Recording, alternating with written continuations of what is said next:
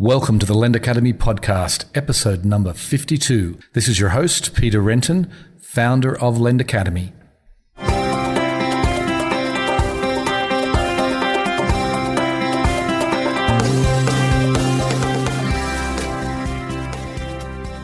Today on the show, I'm delighted to welcome David Haber. He is the CEO and co-founder of Bond Street. They are a relatively new small business lender, and I wanted to get David on the show to talk a bit about his company, to discuss what makes them different in what is becoming a more and more crowded market, shall we say, as far as small business lenders go. And wanted to talk about their approach to underwriting. They've hired a very senior person to sort of manage their underwriting, and also to get his views on the Small Business Borrowers Bill of Rights and the whole self-regulation thing. We cover all that and more in this podcast. I hope you enjoy the show. Welcome to the podcast, David. Thanks so much for having me. Why don't we kick it off with giving the listeners a little bit of background about yourself and what you did before you started Bond Street, and sort of some of the things that you did that led you to decide to go out on and start this new company. Yeah, absolutely. So we had started Bond Street about 2 years ago, but prior to that, I had spent almost 3 years working in venture capital, and I was at a firm called Spark Capital, initially up in Boston, and then I helped open up the New York office with one of the partners, Mo Koifman. And I was essentially like the only junior person on the team. So, my job was to go run around and find interesting new companies to invest in and bring them back to the partners to ultimately lead the deals. And one of the areas that I was particularly passionate about that, many of the other partners really got excited about, Santo, Politi, and Mo, and others included, was sort of how technology was going to help reshape financial services. So I ended up going, fairly deep in the space, and help them invest in, probably 6 or 7 companies, not just in lending, but across sort of the broader fintech stack.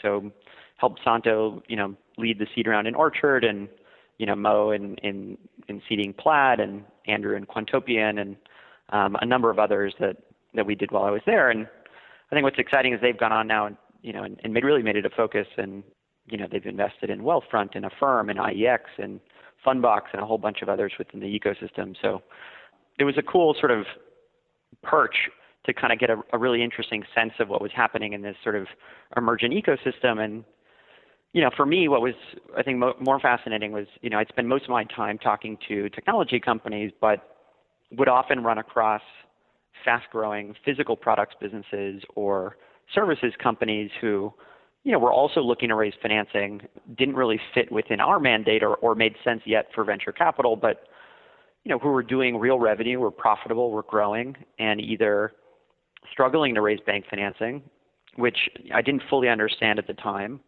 or, were very bankable, but kept telling me how painful and antiquated the process was.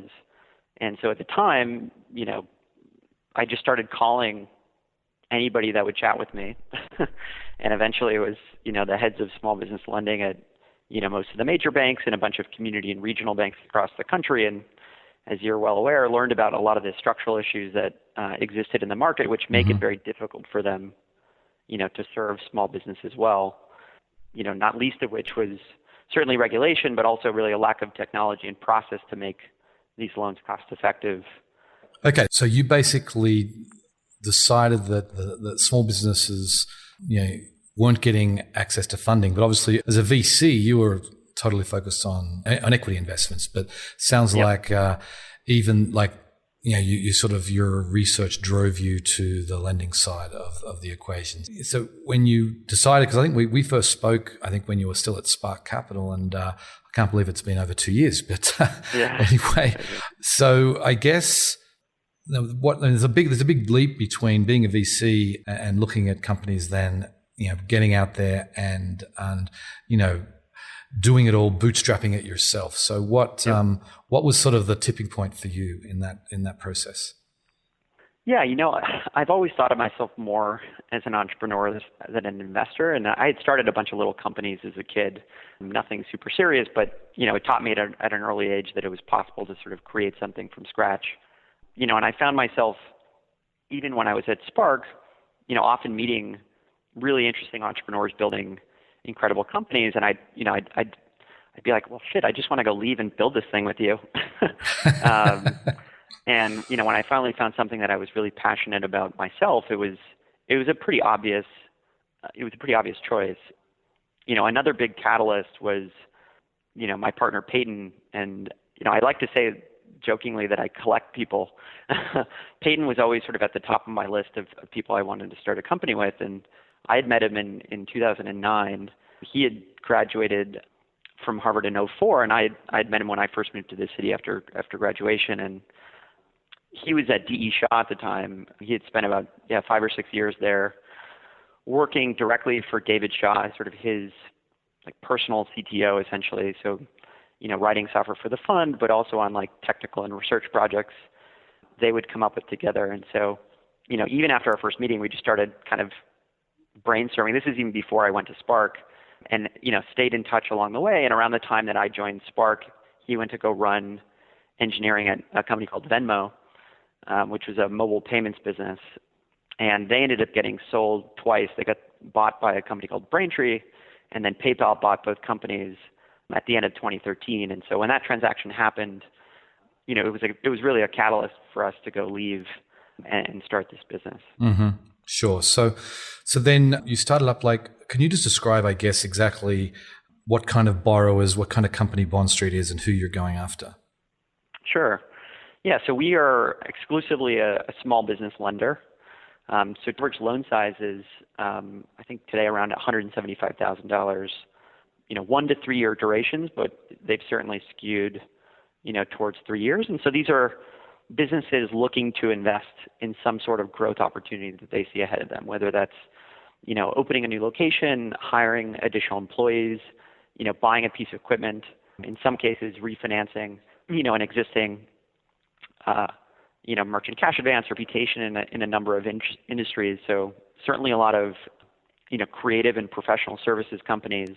Our first customer was a company called Gin Lane, which is probably New York's top digital agency. So they'd built, Warby Parker's website, Harry's, Sweetgreen, Saturday Surf, a bunch of other companies. And, it was actually through Emmett, their founder's experience, that I sort of initially had learned about sort of the challenges that these interesting companies were facing, in raising bank financing, because, here was a business that was profitable, growing, doing millions of dollars a year in revenue, but still having a tough time, getting bank financing. Mm-hmm. So we've worked with them multiple times, and yeah, it's been an interesting, mix. So are you how many states are you operating in right now? Are you just in New York, or you got multiple states? Yeah, so today we can lend in actually 46 states across the country. Yeah. So I think the only 4 states that we can't lend in are North and South Dakota, Vermont, and Nevada. Okay. And so do you have licenses in those states? Are you partnering with a bank? How are you actually originating? Yeah, we've gotten licenses in states where we've needed them. And then, because our loans are fairly low rates, commercial lending is treated fairly differently than Mm-hmm. consumer. And so we fit comfortably within most existing state usury caps. I think that's, one of the main reasons why you've seen certainly companies like Lending Club and others partner with, folks like WebBank, because the state caps on a consumer level are much, much lower, or existent at all in most states across the country. Right. Whereas it's treated a little bit differently on the small business side. Okay, so I'm curious about how you differentiate yourself, because you're in sort of a wheelhouse that is funding circle, obviously. Sure. You're playing in the same Lending Club, Foundation, several others I could name as well. But so what is different about Bond Street compared to those other companies? Yeah, absolutely. Look, I mean, we are all in some ways in the business of selling money. Mm-hmm. And our dollars are just as green as anybody else, any of those you listed, or Chase or Wells Fargo and or others. And Right. so, while today we can certainly compete on rate and on speed, a question that we often ask ourselves is, the future is one where capital is available online. Mm-hmm. I think speed eventually will become table stakes. And so if that's true, we need to be providing, much more than just the economics of each transaction, right? It's not just about the unit economics of the loan itself. It's about all the other value we can provide. And so we really think of ourselves and aspire to be more than just a lender, but to be sort of every customer's, financial advocate. And I think you'll see us continue, and we're already working on this, build, more and more interesting technology, around offering value even before somebody's been thinking about applying. I mean, the sort of interesting thing about, most of these platforms is that they're only useful when somebody's immediately ready to apply. Right. However, I think there's a huge opportunity to build a much earlier relationship with your customer. We collect so much data across the network of companies we work with. Why shouldn't somebody be able to sync their accounts and learn something interesting about their business? And ultimately we can, through that information, anticipate future financing needs. And that's true of even existing customers, and something we already do today is because we've written, these software integrations into products like QuickBooks, into the bureaus, into the IRS, into deposit accounts. We're not just underwriting once, we're actually continuing to monitor, these financials on an ongoing basis. And so we've seen a lot of interesting repeat business. And I think the future, in my opinion, is one that's not necessarily delineated between, simply term loans and lines of credit. I think it's one where, it's really about capital being available on demand, where, somebody applies once and we're not underwriting them once. We're underwriting them, every day, every second. And that pool of capital grows with them over time, and the rate adjusts accordingly as well. And so that in the future, it's not another application, it's a push notification that says, hey, look, we see this sort of accounts receivable gap. You should draw down on this capital to avoid, working capital issue, for that quarter. Or, you're stocking up. We see that you're stocking up on inventory, every November for the holiday season. You've already been pre-approved for, this additional capital, for that time period. So, we're not quite there yet, but I think we're well on our way to building that. And so I'd say, at a high level, like really our differentiation comes through, the team that we built and the technology that we're building, and it's sort of a unique mix of folks at the company. I mean, the first hire that Peyton and I made, was a guy named Jerry Weiss.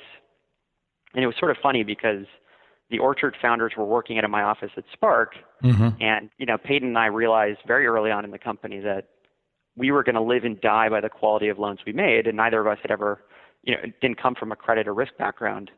And so I was spending a lot of time, running up and down Amex and Citi and Chase talking to senior risk folks, and actually kept bringing them to Angela and David, Matt's co-founders in Orchard, who had spent their careers in risk. And they're basically like, yeah, these guys are good. You should really go talk to Jerry. And I'm like, well, who's Jerry? And they're like, well, he was our boss's boss at Citi. He was the head of risk for small business lending, nationwide. And so they actually had facilitated the initial introduction, and we pulled him out of the bank as our first hire, which, is a funny juxtaposition, a funny conversation when you're asking the head of risk at a big bank who had spent 30 years running big risk teams to join, two people at a, tiny company we didn't even have our payroll set up. I remember reading about that. That was quite the coup for you guys, I'm sure. Yeah. I think he's sort of had a bit of a culture shock, I imagine. Yeah, and actually it's been much less of one than I thought. I was initially quite skeptical, but he dove right in, and I think it's been one of the best decisions we've made as a company. And he's a great example of bringing in somebody with a different perspective. And then we have folks recently who joined, like Peter Vidani, who is the fifth employee at Tumblr and led all product design as their creative director. And so these are two people I think who would never have worked with each other, I think, in any other business, right, frankly. But it's also ultimately that sort of diversity that is sort of magic, and I think allows us to build, interesting and differentiated products for our customers. Right. So let's talk. I know you're not Jerry, but I do want to talk about your underwriting process and get a sense of how you're doing that. What are you doing that may be different to others, and how much automation are you bringing in? Can you just give us a little bit of a sense of how you're underwriting the borrowers that come through? Yeah, absolutely. So as I sort of described earlier, one of the big catalysts for Peyton and I to go leave and build Bond Street was sort of the shift that we saw happening in the financial software space, where companies like Intuit with 5 million QuickBooks users, but also Xero and Stripe and Harvest and Braintree and Expensify and Tradeshift, all of these companies that had really valuable data on the financial health of small businesses were suddenly opening up and launching APIs. And so really the genesis was, wow, we could collect a lot of this data directly and actually create a much better customer experience. And so that's essentially the product or loan application that we've built, is one that integrates with products like QuickBooks, with Experian and Equifax, with the IRS, who around the time that we started accepting e-signature, so we could collect a digital copy of somebody's tax filings. Mm-hmm. And then also integrations into, I think we have coverage for 5 out of the 7,000 banks in the country, for deposit data. And whether that's through, Intuit's customer accounts API, or, I'd invested in Plaid when I was at Spark, which is building a competitor to them in Yodlee. We can quickly get a holistic view into the financial health of a company. And I think what was really interesting to me to learn, and frankly surprising after talking to Jerry, was that at most banks, and this is true at many of the largest ones in the country, for loans certainly under $250 and many under $500,000, the ultimate credit decision was based almost entirely off consumer and business credit score. And so they would have somebody sign a 4506T tax form, but they wouldn't actually pull tax filings. And because they didn't have a cost-effective way to actually analyze financials, in my opinion, they were getting a pretty two-dimensional view of a customer. Right? It's like, if you and I both had 750 FICOs, you made $500,000 a year, I made $50,000 a year, like, you're going to lend very differently to the two of us. And that's essentially, I think, the blind spot that most of these large banks had. And so I think one of the exciting things, certainly for Jerry in joining the company, was that we're actually giving him and the team and all of the algorithms that we built more data, on a $50,000 credit than he often had on $1 million loan at a bank. So to me, it's not just about speed, but it's about actually making smarter decisions. Right. So you, like, it sounds like a lot of this stuff then is automated. When someone goes in and fills out an application, you can fire up the APIs of these different companies and pull in stuff in in an automated fashion. But I presume then, given that you're still a pretty young company, you're manually, are you talking to everyone on the phone? How does it work? Yeah, there's still review. Jerry's still reviewing, and not just him now. Our credit team is reviewing every application that we ultimately approve. But we have built a lot of automation into the process. Some of it, we ended up getting about 1 million historical small business records when we started, and did a lot of analysis on essentially the probability of default relative to somebody's personal and business credit scores. But I think the more interesting piece is actually automating the financial statement analysis, which, in my opinion, I haven't seen this at most other places. No, I haven't seen anybody else really automate to any significant degree. And this is something which is, I think, much harder from a technical perspective, but, automatically calculating things like debt service coverage and comparing that to, what we see in somebody's, tax filings and the cash flows that we see in their deposit accounts, and how to sort of the combination of those things determine, not just who you should approve, but how much you should lend and at what rate. Mm-hmm. But we do speak to every single customer on the phone, and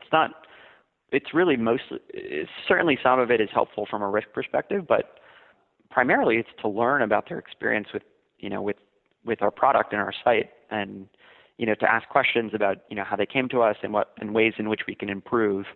And so we built a pretty thorough sort of feedback loop from those conversations, continuously trying to improve the customer experience. So I think we'll, continue to do that for a long time. And I think at a high level, my philosophy on building technology is that ultimately it should enable us to afford, the human touch. We should be able to instantly approve a $500,000 loan, to be directly deposited in somebody's bank account, but also, be able to provide the level of customer service somebody might come to expect, for many of their other favorite brands. Right. Okay. That's fair enough. So what about volume? How many loans are you doing a month? What's sort of, what did you do in October? Can you share that information? Yeah, I don't know that we shared like specific volume numbers, but it's grown a lot, certainly since we've closed this Jefferies relationship. We are confidently on path to do 100 million by the end of 2016.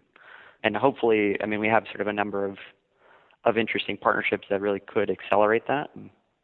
But yeah, we've been pleasantly surprised about the volume. Okay. And so I know one of those partnerships I read fairly recently was with WeWork, the big, the co-working space. Can you, I guess, describe what the partnership is and what it means for you guys? Yeah, so WeWork was a brand and a business that we had admired for a long time. They've have I think close to 60 locations worldwide. I think 50 of those or 45 of those in the United States. 35,000 members, but growing incredibly quickly. I think they estimate to be at like 100,000 in a couple of years. But so there was a lot of alignment in terms of I think our brand values and sort of the community of customers that we were ultimately going to be addressing. And so what we've done is we're now sort of essentially the lender of record into, all WeWork locations and companies. And, we've, in addition to offering a discount to their community, we've also, hosted events at various locations across the country, have provided a bunch of sort of educational materials to help, these businesses understand sort of the trade-offs and how to think about financing options. They've built co-branded landing pages that they promote, within their site. Our logo is on, a number of their, I think it's like on every TV screen in every WeWork location. They've sent an email out to every member in the community. So they've really leaned pretty heavily into the relationship, and it's been a really nice sort of symbiotic one. I mean, we funded our first loan within 48 hours of them announcing the partnership, from application to money in the person's bank account. And it was actually a digital agency based in one of their LA offices. And I think what was interesting about that was that they were really using the capital to staff up. And what that ultimately meant was that they could afford more desks within WeWork. And so it's sort of an interesting way, for them not only to, benefit their community and help these companies grow, but it's also, driving incremental revenue for them, which just makes it, a much more interesting partnership, I think, for the long term. Yeah, that makes sense. So I want to switch to the other side of the marketplace or the other side of the equation, shall we say, because I believe right now, I guess you could clarify. My understanding is you have a credit line. You're a balance sheet lender. Can you just talk about who is funding these loans and what your plans are for the future there? Yeah, so we're not actually a balance sheet lender. We are structured more as a marketplace, but we have today at least one, large institutional buyer of our loans, which is Jefferies. Mm-hmm. So yeah, it's been a great partnership. I mean, they've, as you know, been very active in the space, with companies like Avant and Affirm and others. Yeah, and it's been a good one.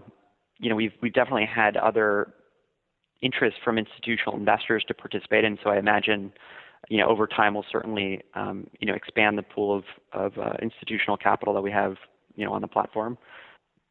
So your plan is long term then to have like a true marketplace where, you'll have, multiple investors, doing, each with their own kind of criteria, I guess, and deciding, is that like in sort of an open way? I mean, what are your plans there?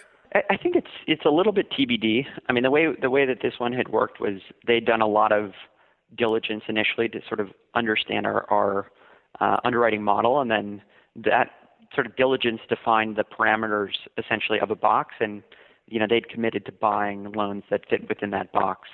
And so whether it's sort of more dynamically on a per loan basis or it's essentially commitments, and and different investors may have different sort of risk parameters. Some want less risky loans and have a lower return parameter, or more risky loans and want a higher yielding one. That's more likely. I mean, ultimately, I think about I don't know. I think it's really a business model question much more than a customer one. I don't know that the customer really cares about whether it's one institutional investor or 10 institutional investors or 300 individuals, so long as the customer experience is a good one. And so that's what we've really tried to focus on, while also providing a very meaningful return to our institutional partners. Right. Right. Okay.